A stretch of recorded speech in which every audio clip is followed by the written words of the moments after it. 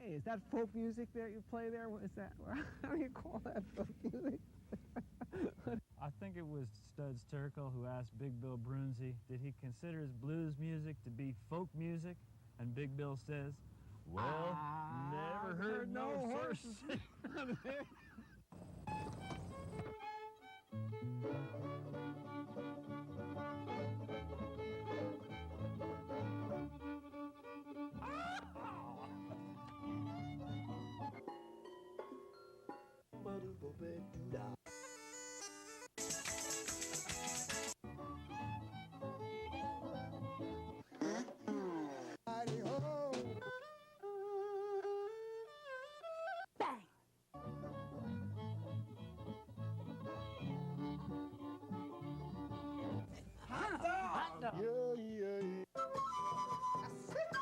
Don't hesitate.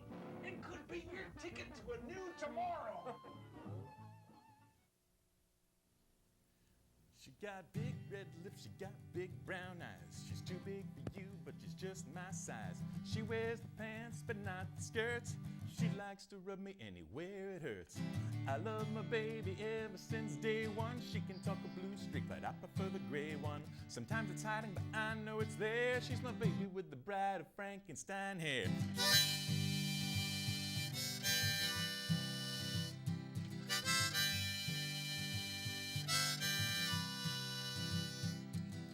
She rocks the vocals and she rocks the bass, and she said she'd like to come back to my place. Holding hands, walking down Flatbush Ave is the greatest sensation I could ever have. She likes to kiss me at the traffic light and calls me up late on a Saturday night to say she's in a hotel but she doesn't know where. My baby with the bride of Frankenstein hair.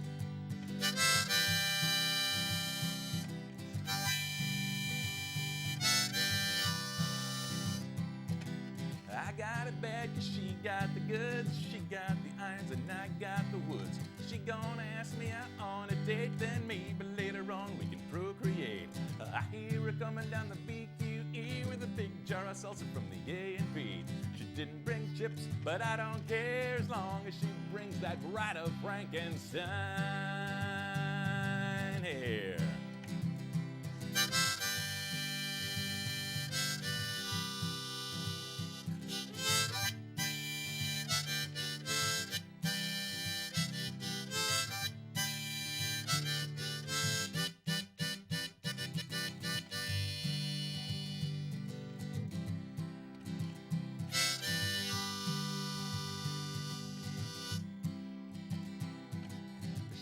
The rules and she makes iced tea. She doesn't suffer fools, but she suffers me.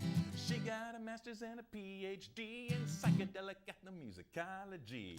She never kicks me with the cowboy boots, and we got a place together in downtown Cahoots. I like to see her in her underwear. She's my baby with the bride of Frankenstein hair. The bride of Frankenstein hair. Let me tell you something, Elsa Lanchester ain't never gonna best her. Boris Karloff is gonna get his rocks off if she lets me touch her on the derriere. She's my baby with the bride of Frankenstein hair. James Whalen never gonna fail. Colin Clive was the greatest man alive, cause he made the plans and he brought to bear the lady with the bride of Frankenstein hair. The bride of Frankenstein.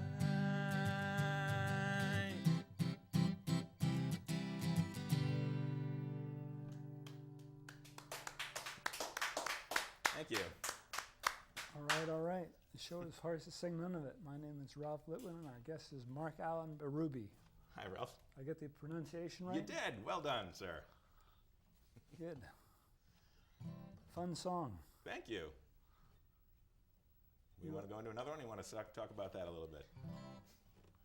I'm up for anything. Ready to hit another one? Okay. What do you have to say about that song? It's a love song, really. A lot of my songs are a little bit twisted, and they have a kind of a bent sense of humor to them, but there tends to be some kind of real emotion under them, or at least some kind of intellectual idea. And if that one is at its heart, really just a love song. It's about a girl, and she's pretty nice, and the guy in the song really likes her. So that's all there is to it. Lots of wonderful things happen.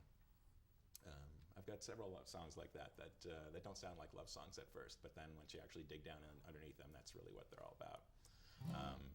Like this next song, which is also, believe it or not, a love song, even though it doesn't sound like it at first.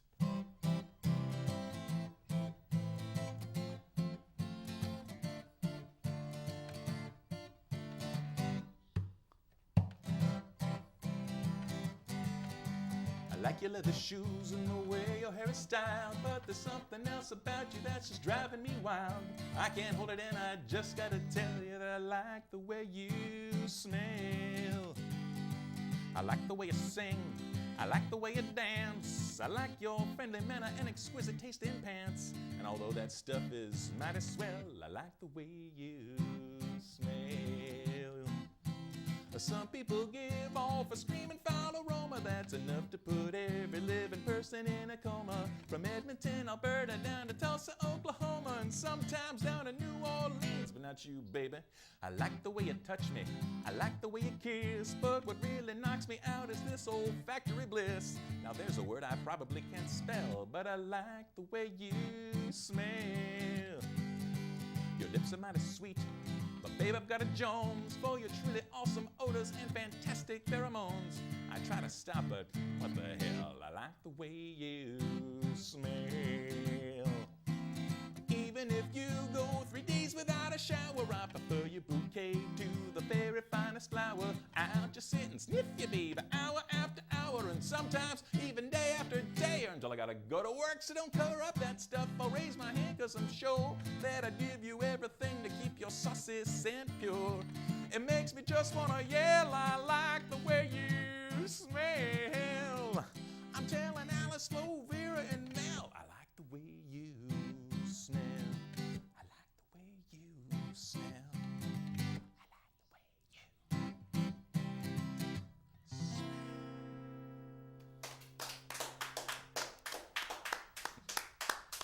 Thank you.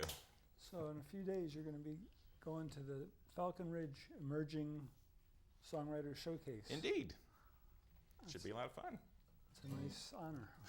It is. I'm very, very pleased about that. It's a really wonderful thing. So I cannot complain. That's for sure. Cool. So should we go into another one? I'm actually going to play the first song I plan to be playing at the up there, and that should be a lot of fun. It's one I play all the time. I've got a lot of other songs that aren't love songs, but are just sort of silly, that come from some very odd places. I think they're really kind of like Seinfeldian songs, where they're just about very small things in life that happen to seem to have great impact on people. Like this one that I wrote about somebody whose career choices haven't really worked out the way that they wanted them to.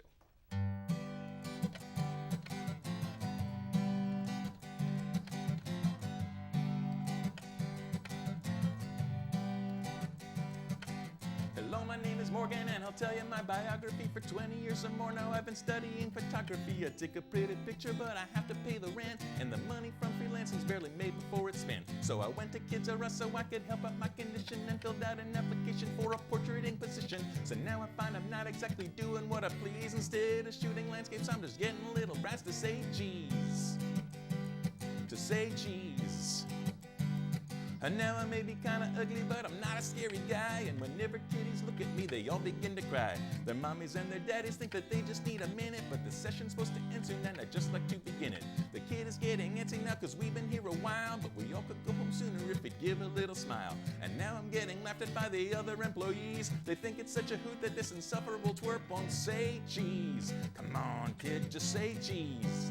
And I don't care if you say Asiago, Stilton, Limburger, or Camembert, or maybe pepper jack, or Roquefort, mozzarella, or Gruyere. American or cheddar, baby Swiss or provolone, or creme, fresh pecorino, bocconcini, mascarpone. Jarlsberg feta, guess you better learn to hit the curb. Fresh ricotta, kid, you got a lot of stinking nerve. Good to eat 'em, don't you need 'em just to make this work? Havarti, can't you see you're driving me berserk? Come on, you little jerk, and say cheese.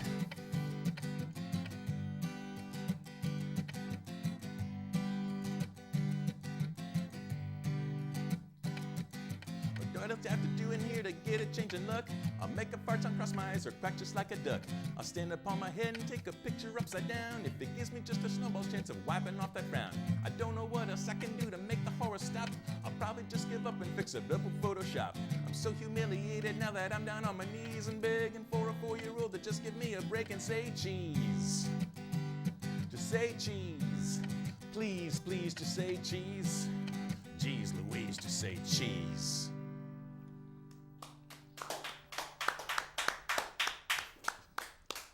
Thanks very much.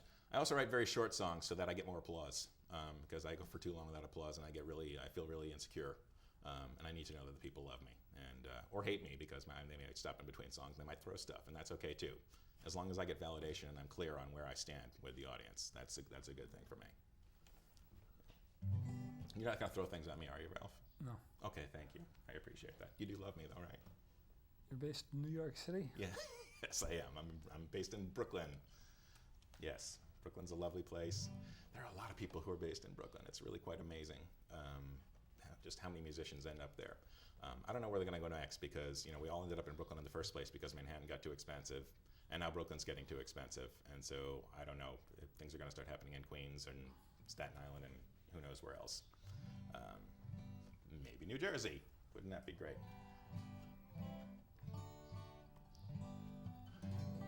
Brooklyn is a creative vortex. It really is.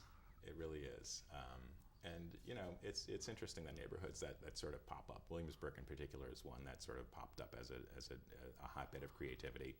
And then of course once that happens, then people with money start moving in, and then it gets ruined, and then they have to go somewhere else. So now they're all fleeing towards East Williamsburg and Bushwick and wherever's next.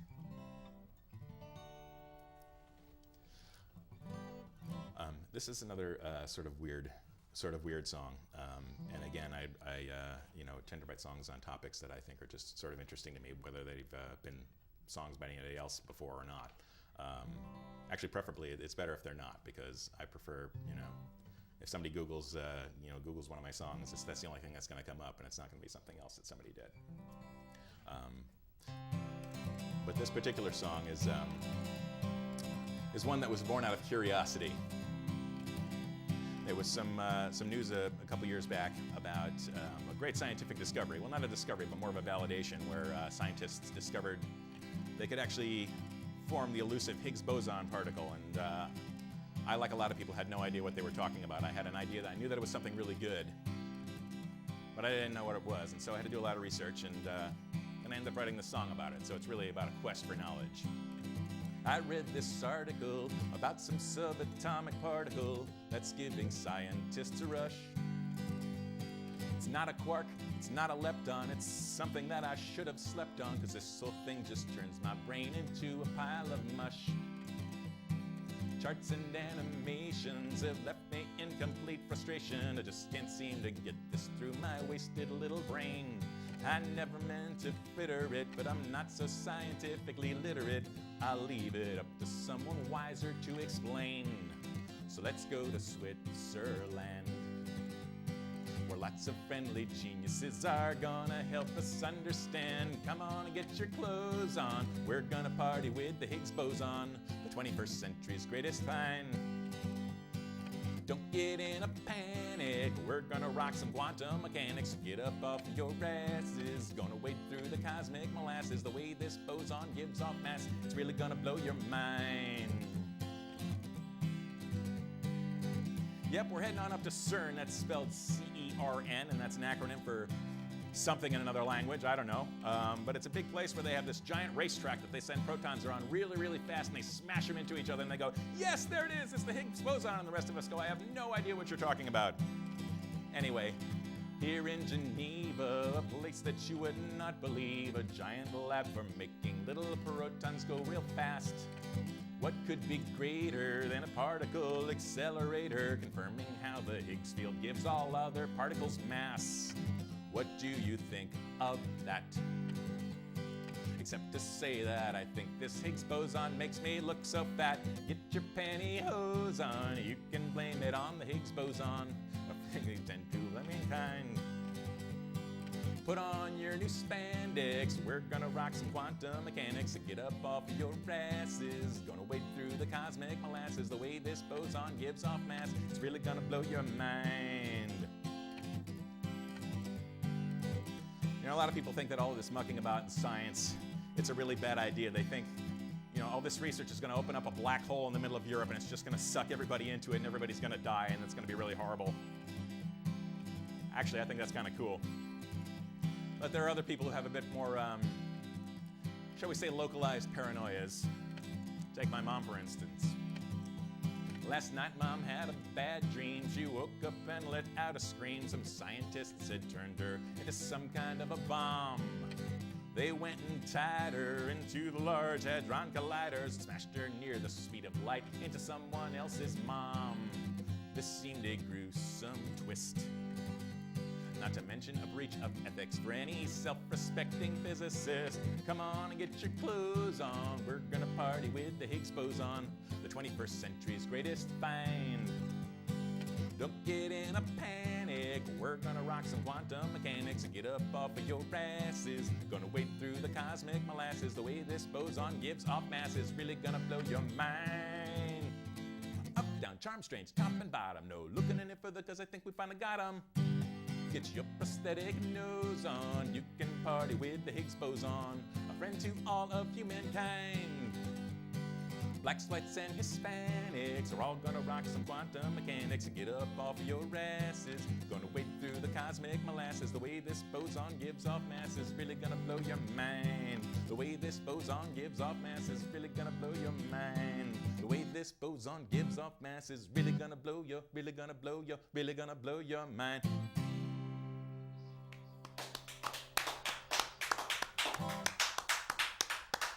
Thank you.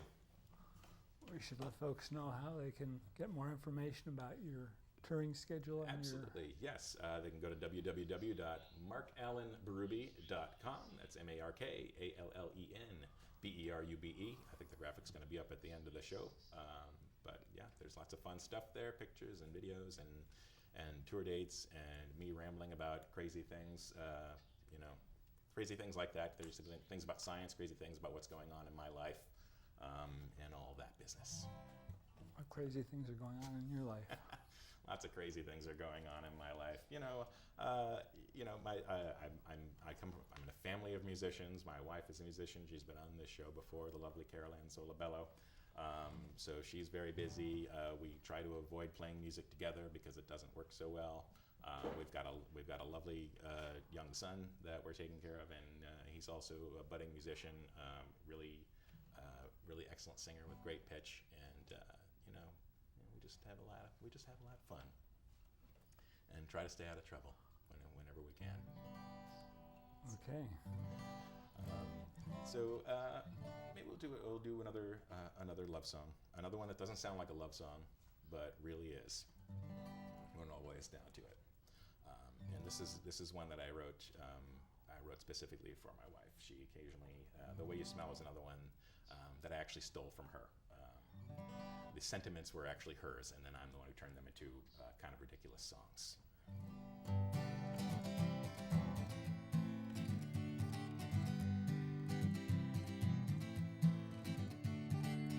I shared a bunk bed with my brother.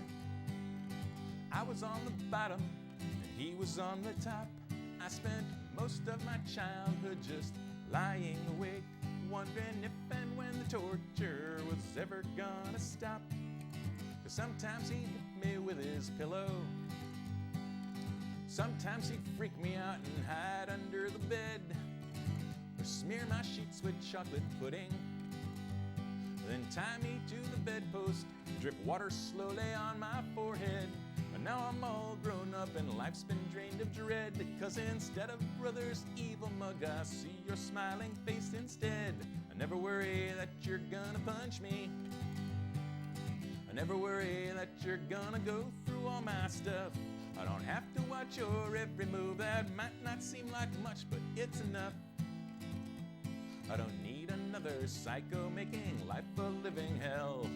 With you beside me, I sleep very well.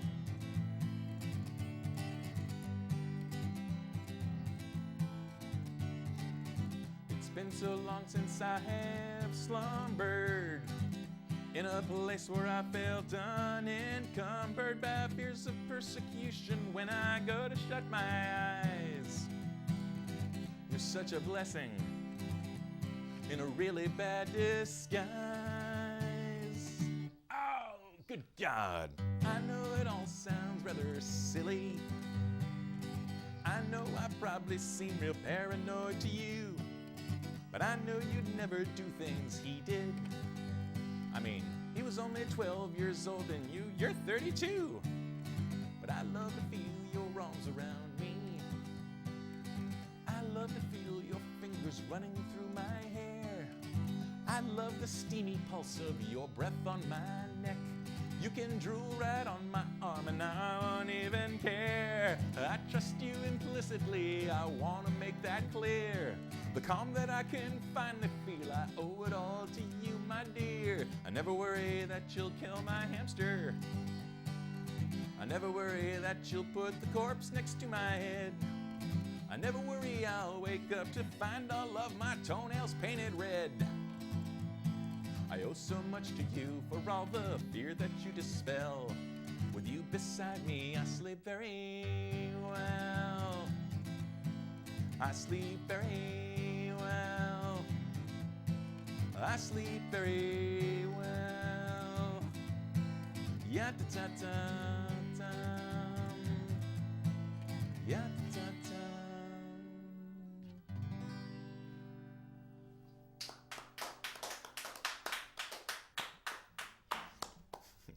Thank you very much.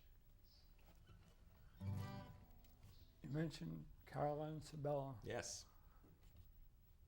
Is she in a group? She is. She's actually been performing lately.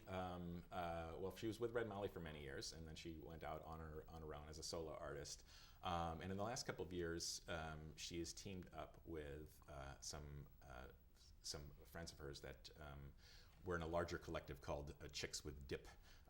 And they had gotten together at one time and done a tribute to Joni Mitchell's Blue album. And a few of them splintered off into some subgroups, and she teamed up with Karen Oliver and the Yayas, Catherine Miles and Jay Mafali. And they've been playing shows together lately as the No Fuss and Feathers Road Show. And they're a great deal of fun as well. And the fine ladies of No Fuss and Feathers Road Show actually helped me out on my most recent album as well, giving me some background vocals. So they're really lovely people, and they really sound great together, and they're having a lot of fun doing it too. Right. Red Molly was great when we had them on. Oh yeah, absolutely.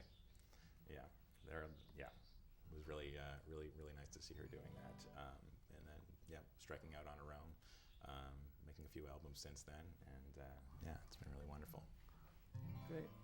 What else would you like to give us? I've got something else here. If we're nearing the end, I can do the last one. If not, then we'll just keep rolling with other fine things on my exciting list. We have about 5 minutes. About 5 minutes? Okay. Well, this one will be quick, and then we can do an outro with the other one, I guess.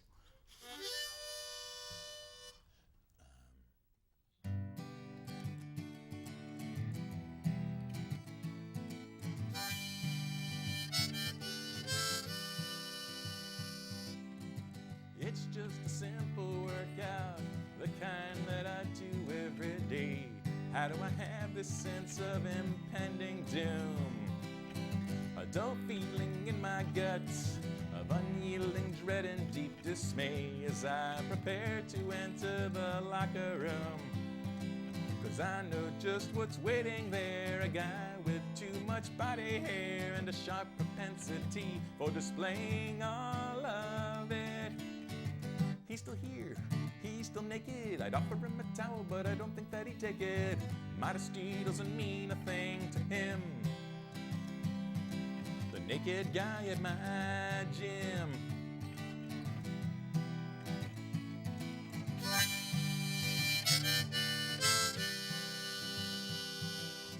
I got here at 12:15.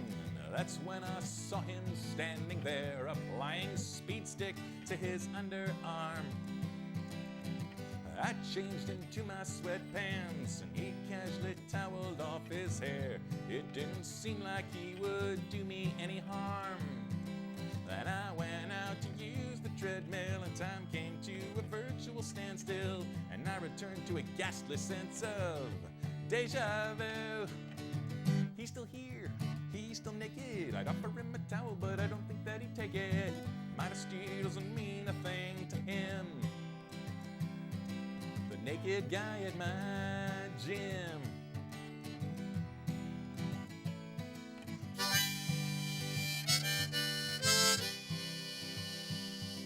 Now, I got nothing against the human body.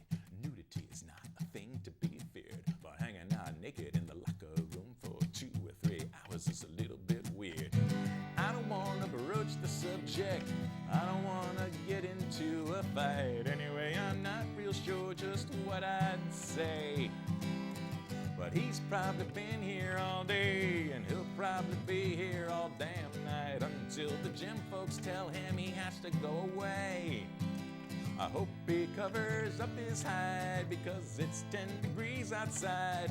And after all, tomorrow is another day. He's still here, he's still naked. I'd offer him a towel, but I don't think that he'd take it. Modesty doesn't mean a thing to him. The naked guy at my gym. The unnecessarily naked guy at my gym.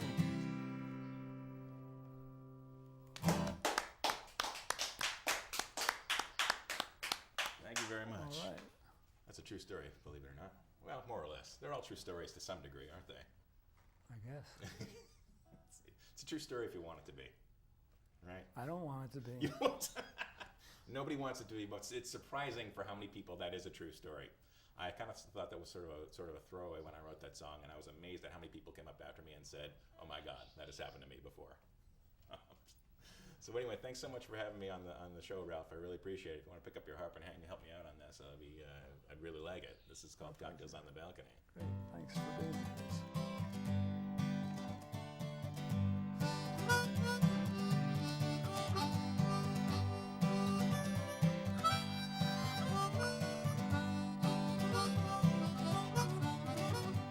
Cocktails on the balcony, the hangmen practice falconry. They pull the hoods off convicts' heads and watch them fly away. In the wind, they twist and tack, they flounder some, but don't look back. They sail right past the grocery store, hang another day. Oh no.